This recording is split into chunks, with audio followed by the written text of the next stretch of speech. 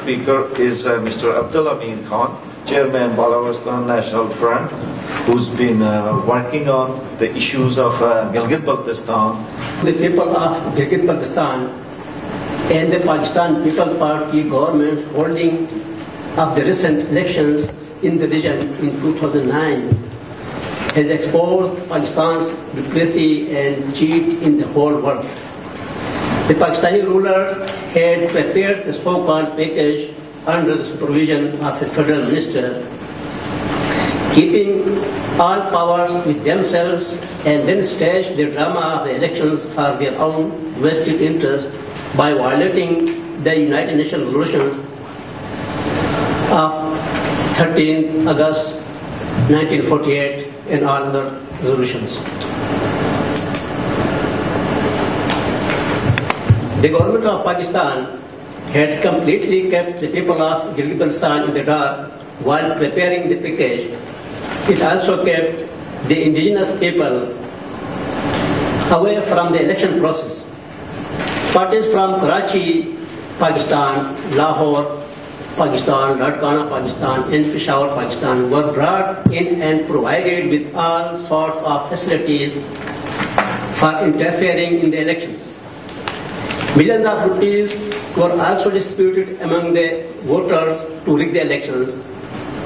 On the other hand, leaders and activists of the only nationalist parties, there's Gilgit-Baltistan Democratic Alliance, consisting of Balawaristan National Front, Karakoram National Movement, and Gilgit-Baltistan United Movement, were put behind bars or somewhat expelled from the region on 13 October 2009, just before the elections.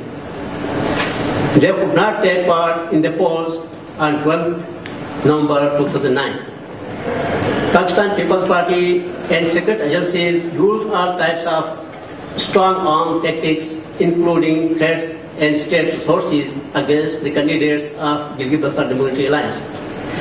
The example of one of the constituencies of Yasin, where the Pakistan People's Party allegedly distributed 70 million against the candidate of Balawaristan National Front, a coalition partner of GBDA, Gilgit-Baltistan Democratic Alliance, which is the nationalist party's alliance, which doesn't accept the Pakistani occupation. Much more money was used by secret agencies against the nationalists. The Pakistani political parties committed such types of shameful fraud in the region that they even continued allegations of all sorts of frauds and diggings against each other, and acknowledged that the Pakistan People's Party had broken all records of irregularities in the elections.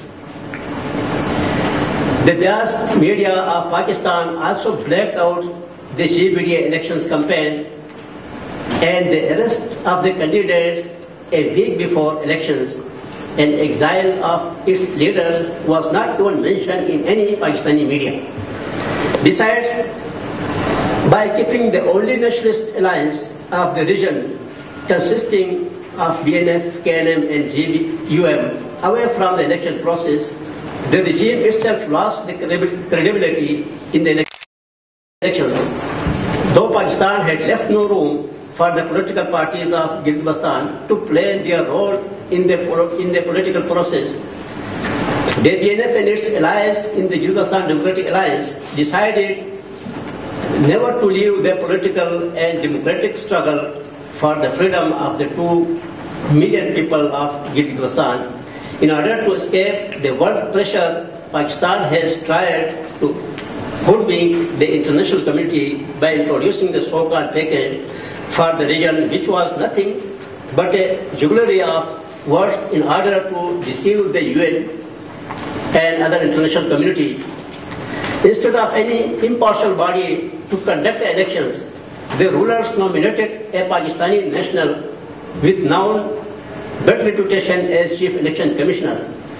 But he was also put under the command of Pakistan-imposed Chief Secretary and his administration, who have always been following the orders of military commanders, who is called FCNA, Field Commander Northern Area.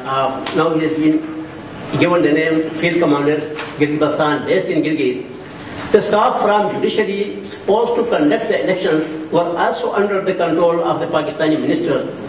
For the 24 seats of the so-called assembly, PPP, PML and PMLQ, Jamaat-e-Ulama-e-Islam, Muttahida Qawmi Movement, with the full support of secret agencies and Awami National Party, had fielded candidates, while according to the UNCIP resolutions, Pakistan has no legal right to establish its parties in this disputed region like other parts of Jammu and Kashmir.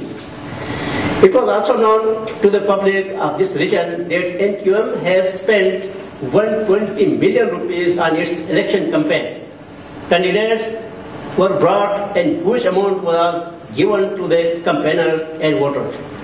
The engagement of all these new Pakistani parties was a conspiracy to minimize the support for those nationalist youth who are struggling for freedom.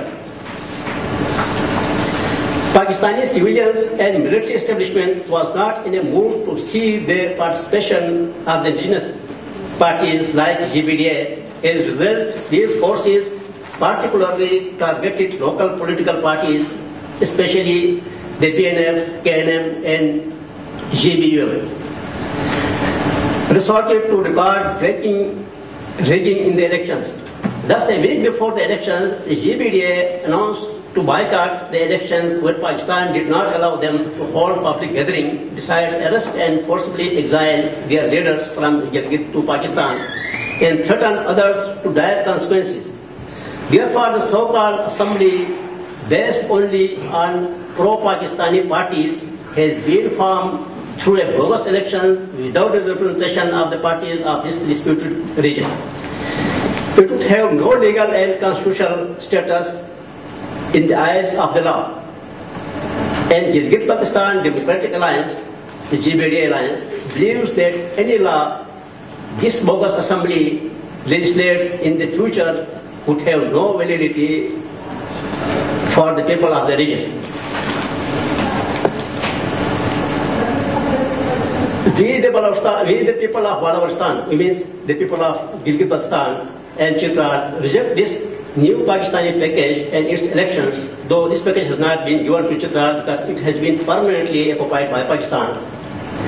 Because this has created more deprivation, lack of justice, and snatched our resources, political rights, and freedom than ever.